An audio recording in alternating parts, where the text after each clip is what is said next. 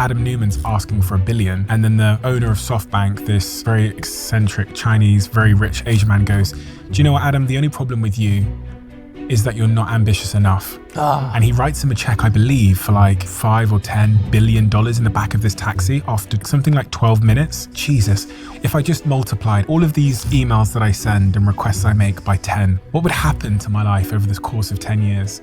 Look, I remember being around 50 Cent, who was a very charismatic, confident to the point of ridiculousness, and it was very infectious. I felt that way after being around him for a couple hours. It rubbed off on me. Look, it's very easy metaphor here.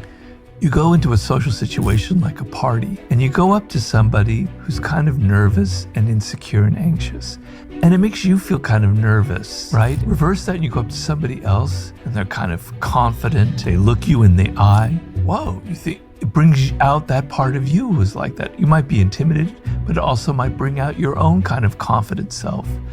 And I understand it's a little different for women, which is an interesting subject, because sometimes projecting that for a woman will rub the wrong way because people will think that, or that'll seem like they're a bitch or something like that. So I understand that there are nuances here and that the game is different for women as it is for people of other ethnicities as well. You don't have to scream and shout, and you don't have to demand $10 billion. But if you feel confident, if you feel you're worth this amount of money, it will project outward to other people. As you were talking, I was thinking about this conversation I heard with him and the founder of SoftBank in the back of a taxi where